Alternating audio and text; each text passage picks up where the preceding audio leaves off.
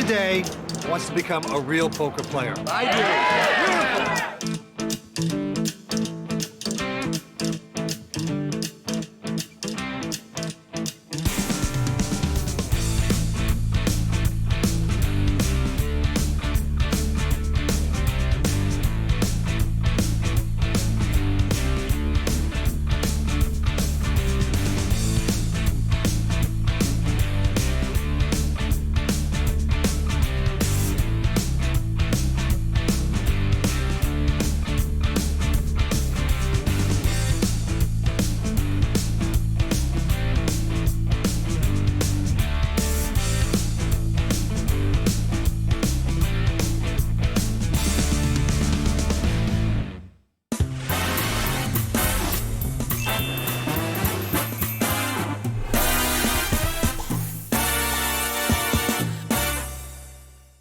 Hi, I'm Vince Van Patten, back with you to teach you some of the more advanced concepts of limit Texas Hold'em poker.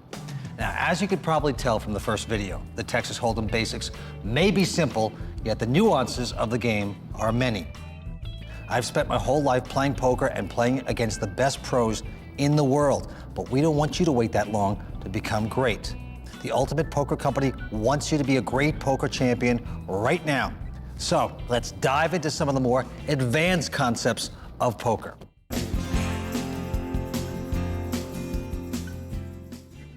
Let's quickly run down the psychology of the game for you more advanced players. We know that poker is the greatest gambling game in the world. Why? Because you play against the other players, not against the casino. The casino just takes their rake. Therefore, if you're smarter and you're patient and you have that competitive spirit, you'll have an edge in poker. But you know what? You have to think like a champion. You have to think like a great athlete, and you constantly have to keep improving your game. Let's get to work.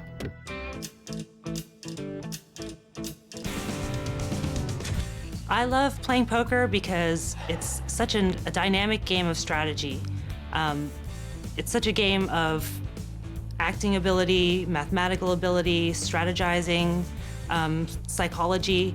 There's so many different aspects of poker that make it such an interesting game and so dramatic as well.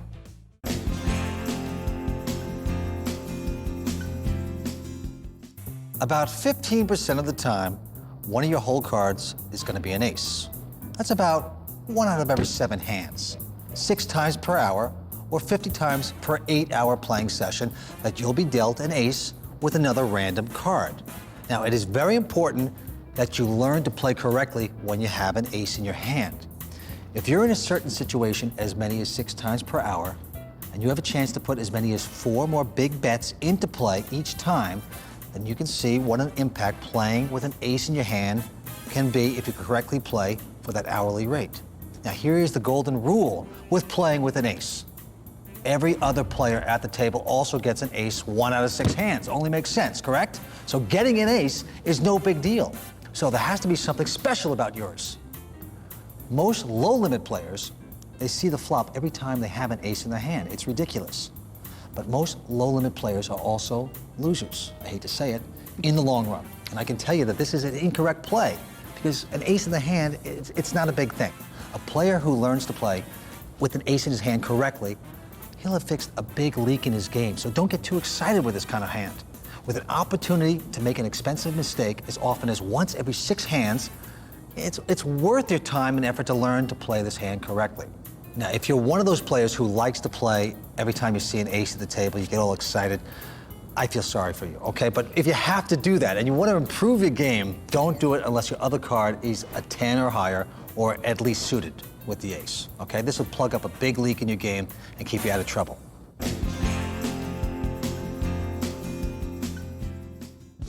The term dominated hand refers, obviously, to your 2 hold cards. It simply means a hand that's inferior to another hand before the flop. There are 5 ways that a hand can be dominated. Number 1, 2 players, unknowingly of course, share a common card, and one has a higher side card than the other. The most clear and common example of the situation is when one player has ace-king, and the other player also has an ace, but his second card, we call that the kicker card in poker, is lower than a king. Here, the ace-king dominates the other hand. Simple. Now, no matter what the other player's second card is, he's almost always a 3-to-1 underdog to the first player. Nice odds. Number 2, one player holds a pocket pair, the other player holds a higher pocket pair. Now, in this situation, the higher pocket pair is about a 4-to-1 favorite over the lower pair. Isn't that great? It really is, unless you're the lower pair. Pair of deuces is a dominated hand if another player in the game holds another pocket pair. Number 3, both of a player's cards are lower than both of another player's cards. If you hold king-jack, your opponent holds 9-8, then your hand dominates his. Number 4, a player has a hand with a flush potential, but another player holds higher flush cards of the same suit. Ace-5 suited dominates queen-jack suited because it makes a higher flush. And number 5, a player has 2 unpaired cards, and another player holds a pocket pair. Now, in the most extreme example, ace-king is a slight underdog to a pair of deuces. Very, very slight.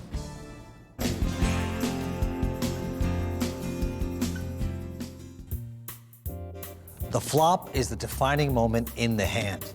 It's why we play poker. After the flop, your hand's gonna go one way or another. Number 1, you'll miss what you had. You were hoping for something, it just didn't happen, and you'll fold. Number 2, you'll flop a great hand, or a good straight, or a flush draw, and play to the river.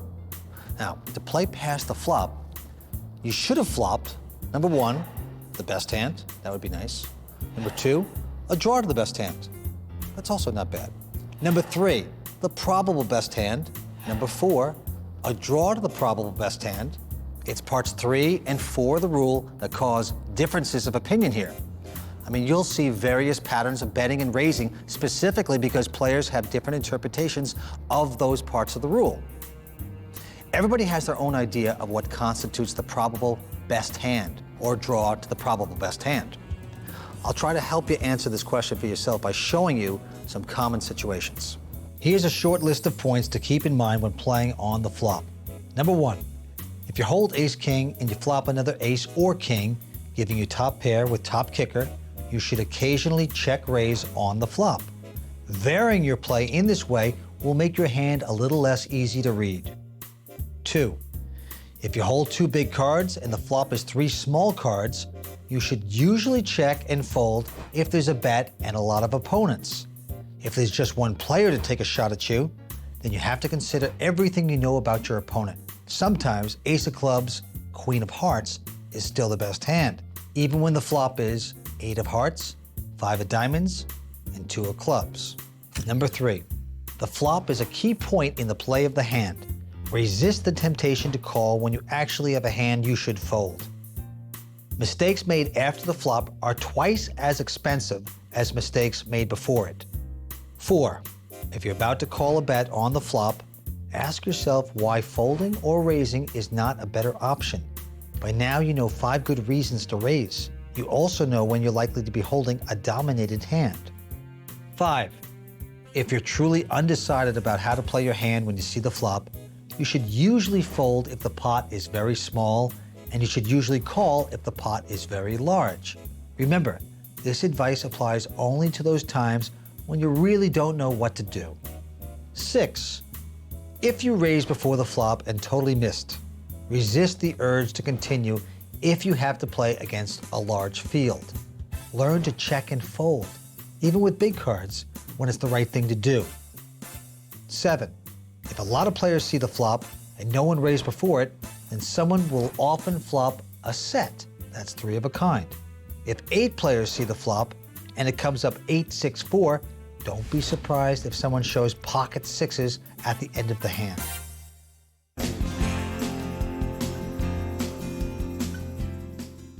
To flop a completed hand means to flop a straight or above. It's a thing of beauty. Here are the 5 kinds of completed hands: straight, flush, full house, 4 of a kind, and every once in a while, the straight flush. How you play when you flop a completed hand depends mainly on 2 things. Number 1, the vulnerability of your hand, and 2, the number of opponents you're facing. Let's look at each type of hand in light of these two factors. Number one, straight. If you hold ace-king and the flop is queen-jack-10, you don't have to worry about a higher straight draw, and the odds against a single player making a backdoor flush on you are about 22 to 1. Against one player, you're a huge favorite to win the hand.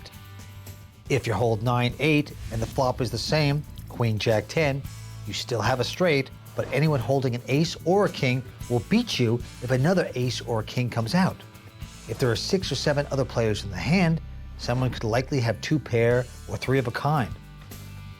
If the board pairs on the turn or the river, you could be in trouble. If the flop is queen-jack-10 and there are 6 players, then another diamond might make someone else a flush. Against only one opponent, that's not so likely. Flush. If you hold king-9 of clubs and the flop is jack-7 deuce of clubs, you have a good hand. If there are a lot of players, though, and another club comes, someone holding the ace of clubs has just beaten you. If the board pairs, someone could hold a full house. Against just one player, though, a scare card is likely to be just that, not a real threat. 3. Full house. A full house is usually a great hand in poker. In Hold'em, though, everything is situational and must be considered in light of the flop. If you hold 2 deuces and the flop is deuce, ace, ace, you have a very vulnerable hand. Anyone holding another ace could hit his kicker on the turn or river to make a higher full house. You'll probably win this hand against just one player, but you may lose against a lot of players. You even have to worry about a player holding pocket 3s getting into the 3 on the turn or the river. 4. 4 of a kind. Finally, we're looking at a hand you don't have to worry about. 5. Straight flush. Forget about it.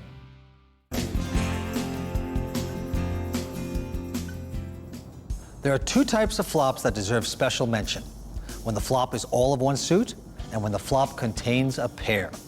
These 2 kinds of flops require a little extra skill to play. When the flop is all of the same suit, don't allow your opponents to have any free cards if you flop the flush.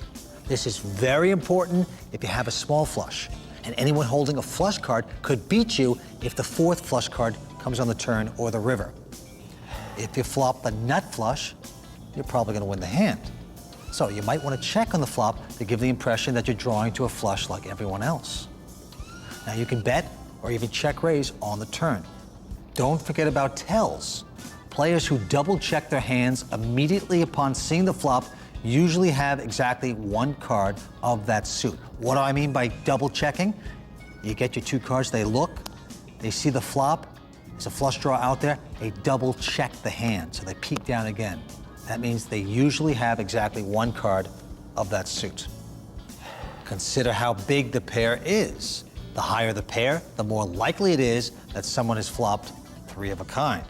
See, if it's a baby pair, and especially if there aren't many players in the hand, it is likely that no one has one of those cards to make 3 of a kind, or, they wouldn't have stayed in to see the flop if they did.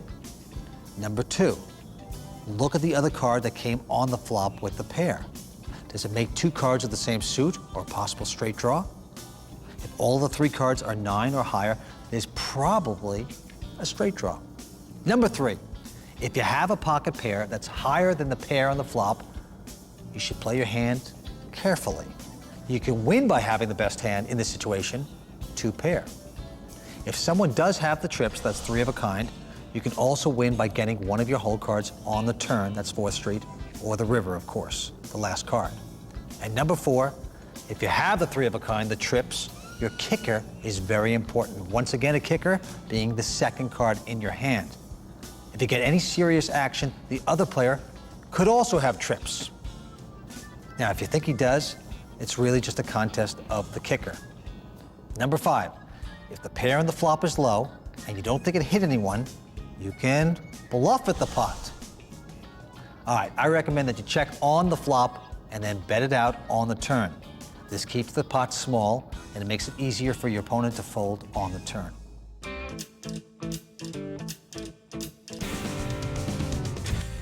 They walk up to me like, how you do that? How you know he gonna fold?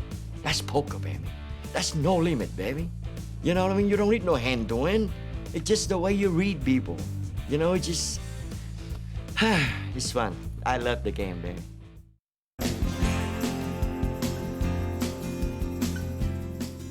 Decisions made when you see the turn card are often routine and automatic, because by this point, you'll have one of three types of hands.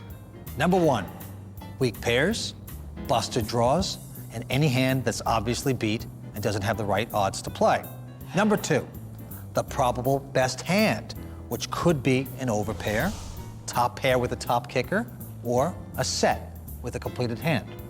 And number three, a draw to the possible or probable best hand with the right odds to continue, which could be an open-end straight draw or a nut flush draw. Now, the way to play any of these hands is straightforward. If you have a lousy hand, you fold if there's a bet and you wait for the next hand. If you have the probable best hand, then you should bet to get value from your hand and eliminate players. If you have a draw to the probable best hand, you usually should check and then call. Because the bets double on the turn, a bet or a raise will force out the weaker hands, especially if the pot is small and they're not getting the right odds to call. The turn is when the undecided hands will fold rather than call a big bet. If you're equally undecided between betting or checking, you should usually opt for the bet. Betting greatly increases the chance you'll win the hand. Often you'll do so right there on the turn. If you're drawing to a straight or a flush and you make the hand on the turn, then you should usually bet it right there into the players you are formally checking to. Okay, now you're saying to yourself, wait a second, I'm worried that I'm going to be giving away my hand. That's right, you are, but it's not a problem. The later it is in the hand, the more important it is that you win the pot right there. You don't need to disguise your hand anymore. The other players will either have the right odds to chase you down or they won't. So make them pay for it no matter what they have. Greed is good. Realize that if you check on the turn, especially if everyone else has already checked to you, you're giving your opponents not one, but two free cards. They get to check with you on the turn, and they get to see the river card without putting any more money in the pot. Again, if you can think of any good reason at all to bet on the turn, you should do so. Free cards are something that your opponents are supposed to give you, not something you give them. An easy way to understand this advice is to realize that you're going to check and call when you have outs and bet when you don't. A flush draw is a hand that has outs, so you should usually check and call. When you make the flush, you no longer have any more outs, and now you should be betting. Same way with a straight draw.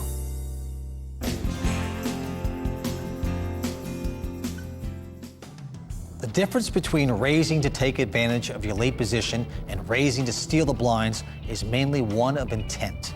Often, you'll be raising in the same position, raising with the same cards, in the same situation. Only you will know if you're taking advantage of your late position and you want someone to call, or if you're trying to steal the blinds and you don't want anyone to call. There are a few more tips to add to this list when your intent is to steal the blinds. Number one, do not limp in with Group 1 hands. Usually, one of the best ways to disguise the strength of your hand is just to call when a raise would normally be more appropriate. In this case, your raise works in just the opposite way. Since your opponents expect you to raise in late position anyway, you can disguise the strength of your hand by doing what looks natural for your position. Raise. They will rarely be sure that you're raising because you hold ace-ace, king-king, queen-queen, or ace-king suited. 2. When you take a seat in a hold'em game, closely observe the play of the three players to your left when they are in the big blind. If you happen to know these players and their profiles already, then so much the better. You're going to select a victim here, so you're scouting the turf in much the same way a burglar cases several houses at once to determine which one offers the best chance of his pulling off a successful robbery. Watch these three players and then determine which one of the three is the least likely to defend, that is call, when it is raised before the flop and he's in the big blind. Whichever one of these three players folds the most is your new victim. Isn't this exciting? Yes, you should wait until this player is in the big blind to try your raise steal move, because this will give you the best chance of success while you're still learning the game. 3, if your primary intent is to steal the blinds, you can raise with many more hands than you would if your intent were only to take advantage of your late position, because you have a much higher chance of success than if you tried to steal it at random. You can now raise with pocket pair of 5s and above anytime you have an ace or a king, regardless of your kicker, and when your hole cards are both 9 or higher. If your intended victim in the big blind folds, then it doesn't matter what your cards were. If he calls, you're still in a good situation. His hand will be easy to read. Since he called in a spot where he almost never does, it must be pretty good. You have position on him throughout the hand, though. The combination of your having a read on his hand and position is enough to overcome any weakness in your hand after the flop. In the long run, you'll make a profit on this play. 4, if all 3 of the players on your left play very loosely, and they almost always defend their big blinds, then you should not try this move very often. Why try a certain tactic if you're already determined in advance that it probably won't show a profit? Game conditions change though, and sometimes quickly and often. Be alert when players leave one of those 3 seats and are replaced by new players.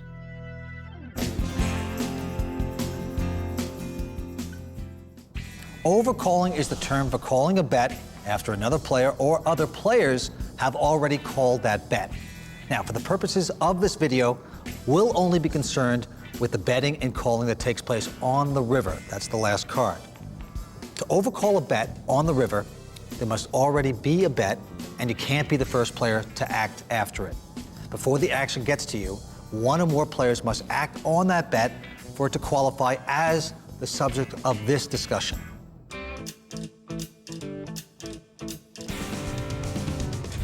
What you need to focus on is the betting patterns and how people are playing, rather than looking for, I'm looking at his nose and I just don't see any twitches. That'd be silly. That's a silly way to approach poker. So forget about the poker faces, forget about the, the physical tells so much, and learn the fundamentals. That's what'll make you successful. If you already have some experience playing Hold'em in a live game, you probably know that the first player to bet on the river often does not have a good hand. He could have been on the draw, missed, and now be betting as a bluff. He may have a low pair or even 2 pair that he knows will not win if he checks. He might, however, have the nuts or some unexpected great hand. Sometimes you just can't know for sure what a bet from the first player really means. One thing you do know for sure is that even though the bettor could have anything, the first player to call him has to have something. So if you're the next player after that first caller, you have some big time thinking to do. First, you have to think about what kind of poker hand the original bettor has, right? But second, you have to think about what kind of hand the first caller thinks the bettor has. Since he called first, knowing that you are behind him and you could possibly raise, you usually have to give him credit for a pretty good hand. You have to figure out why that player called. Does he have a lousy hand? He can only beat a bluff and is hoping you won't call? Is he calling with a fairly lousy hand, just because the pot is very big? Is he calling with a great hand, maybe even the nuts, just so you'll also call? It also helps if you know the players in question. If that's the case, here are 4 easy questions that you can quickly ask yourself. Number 1, are both the bettor and the caller extremely loose players? If so, then either of them could have anything. And if you're truly undecided, you should lean toward calling. 2, is the bettor a loose player and the caller a tight player? If so, you can be sure that the caller has a good read on the bettor. He doesn't think he's throwing his money away in this spot. In this situation, you should fold if you're undecided. 3, is the bettor a tight player and the caller a loose player?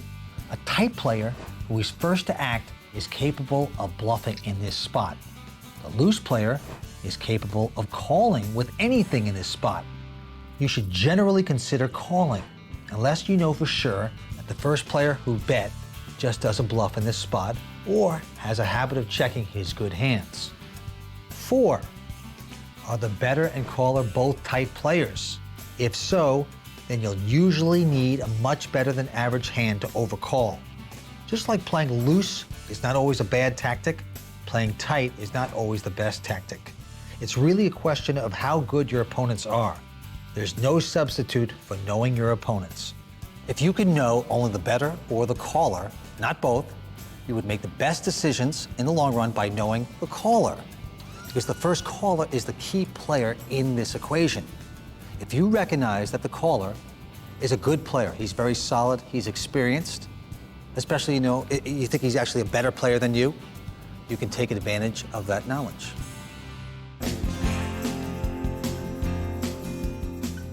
Check raising is a very interesting part of the game. Let's say you're in first position with a pretty good hand, and you can't decide between betting for value and trying for a check raise. Well, forget about it. You should just go ahead and bet. Don't get too fancy. In the long run, you're just going to make more money by playing your hand in a very straightforward manner. Bet when strong, check when weak. That said, check raising can be useful in certain situations.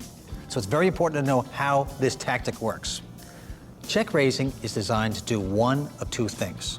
Number one, force players to fold if they don't want to call two or more bets cold. And number two, trap players for an extra bet after they've already called a bet. Here's a list of points to keep in mind when you're thinking about check raising. Number one, let your big overall objective in the hand be your guide. Do you want players to fold, or do you want them in the hand so you can trap them for extra bets? Two, if someone check raises you and it's unexpected, pause and take a minute to think about what it might mean. Does the other player want you to call two bets cold, or is he worried that you'll call one bet and then another if he just bets? Three, if you are check raised on the flop, let the hand go if you've already got one bet in and you think you're beat. Too many players will automatically go ahead and call that extra bet without thinking about it.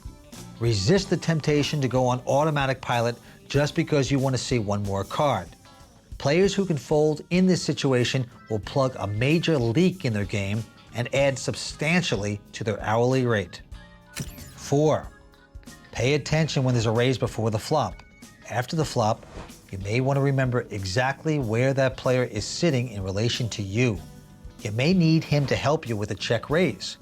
After the flop, no one at the table, including the dealer, is allowed to say who raised earlier. 5, if you're going to check raise, you might think you need a 50-50 chance that someone else will bet when you check. You actually need a much better chance than that. You need to factor in the possibility that you will be re-raised. And you also need to allow for those times that you check raise and lose the hand. If you're a beginning player, I recommend that you hold yourself to a standard of virtually certain that there'll be a bet if you check. 6, when you're in late position or on the button against a lot of players and everyone has checked to you, be aware that someone out there is probably waiting to check raise you. The more players there are in the hand, the less likely it is that they all have checking hands. 7, a check raise on the turn means something different than a check raise before the flop or on the flop. A player who allows you to call one bet and then check raises you on the turn knows that you need to see only one more card to make your hand, and that, in all probability, you'll call. That player, therefore, always has a great hand. Learn to fold more often in this spot. If you're check raised and you don't know what to do, remember that you do know two things. You know what your hand is, and you know that the other player's hand is either better or worse than yours. Very simple. All you have to do is decide whether he could be playing this way with a hand worse than yours. Don't forget that you can check raise when you're on a draw. If you have the nut 4 flush draw or an open-ended straight draw, you can check raise if you're getting the right odds. Trapping 5 or more players for an extra bet when you have one of these hands is a great move. It'll show a big profit in the long run and have a very big impact on your hourly rate. Check raising is a tactic you really shouldn't use much in an average low-limit game. You'll make more money if you stick to a solid, straightforward way of playing when you're a beginner. Now, when you're sitting at the table and you just feel like all the other players are a little bit better than you, any attempt to get fancy usually is going to backfire. So skip the check raising. You're not going to always be able to count on someone else betting when you plan on check raising.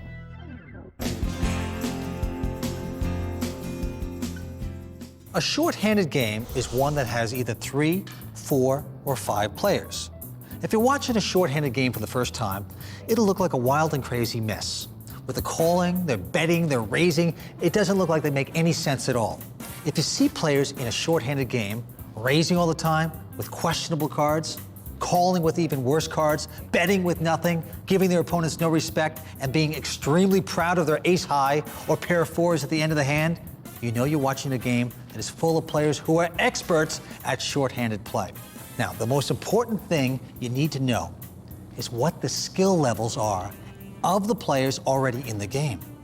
I've already mentioned the saying, poker is not a game of cards played with people, rather it is a game of people played with cards. It is so true, it is so psychological. You're not playing against cards, you're playing against people. Get into their heads. So take a minute to look at the people that you're playing against. Always look around the table.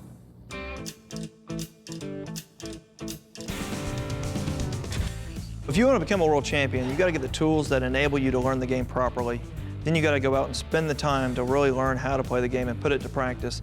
And then you just got to take a shot. You got to go out there and put your money up and give it a whirl. Here's a list of points to keep in mind if you find yourself in a short-handed game. Number 1, players whose usual style of play is loose and aggressive will unknowingly be playing a good game when it's short-handed. Short-handed play is characterized by continuous, unrelenting betting and raising, so players who already play that way will have a leg up on the game. 2, you should change your playing style from tight aggressive to mostly loose aggressive. If you play your usual tight game, the blinds will eat you up, and you'll be folding before the flop way too often. 3, big cards are worth more. Ace King and King Jack will win without much improvement against 3 players more often than they will against 9 players. 4, because big hands win more easily, you can raise pre-flop with many more hands than you would in a full game. If you have a good handle on the other aspects of a short-handed game, you can usually raise pre-flop anytime both of your cards are an 8 or above. 5, because there's a lot of pre-flop raising when it's short-handed, you should always raise before the flop when you hold ace-ace, king-king, queen-queen, ace-king suited, or any other big cards. Since players expect that you'll raise anyway, the raise actually helps disguise your strength. 6, forget that your cards are suited, if they are. It doesn't take a flush to win every time. In fact, you don't have to try to make flushes or straights, because 2 high cards will often be enough to win. 7, because most pots will be raised before the flop, small pairs and suited connectors go way down in value. It costs a lot of money to call a raise with 7-6 of diamonds, flop a draw and pay to draw, only to miss the draw or make a pair of 6s on the river. Think ahead. 8, do not routinely play hands with a 2, 3, or 4 in them. That's like playing with only 1 card because you'll always get overcards. Again, think ahead. 9, don't forget to gear it up a notch. Call when you might normally fold with that marginal hand. Raise when you would ordinarily just call. Re-raise a little more liberally. Check raise more often. Call more often on the river with what would be a weak or second best hand in a full game. Being able to play well in a short-handed game is a must-have skill if you're going to be a tournament player. If you're going to place high in a tournament, you'll eventually have to learn how to play when the table is short-handed, so it's worth developing the skill when you have the chance. Before you play in any short-handed game, truthfully and honestly evaluate your short-handed skills. Compare them to those of your potential opponents. Gaining skill at short-handed play will definitely help you in your usual full game. Many times, almost everyone will fold in a full game.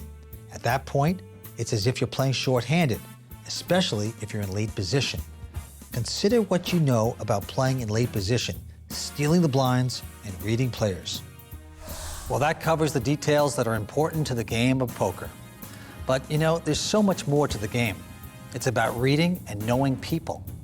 They say if you can be a winning poker player, you can do anything in life. I believe that. As you go back and review this lesson, remember that poker is like life. It changes every day. You have to be flexible, and you have to be able to change yourself to be successful. Winning takes discipline, patience, and ego. but also the ability to let go of your ego. There are so many different variables and intricacies, but that's why people truly love poker. And that's why Hold'em poker is the hottest poker game right now and taking the world by storm. So I hope this lesson has been useful to you and you've learned some great stuff. And don't forget, if you sit around a poker table and you can't spot the sucker, you're it. Guys did real well. Guess we have to shuffle up and deal.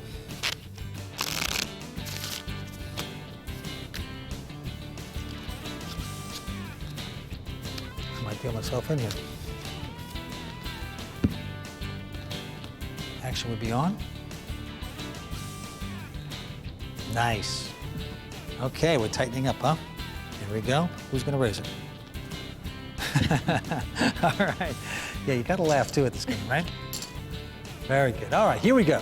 Here's the flop, burn, and the flop.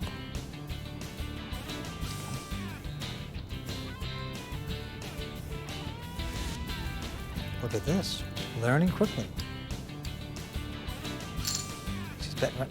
Nice, okay, it's a nice tie. That's good, tight game, very good. All right, hand number one, it's over. The Ultimate Poker Company is dedicated to making you the best poker player you can be. At ultimatepokercompany.com, our website is filled with books, videos, and poker playing accessories to make you a complete poker player.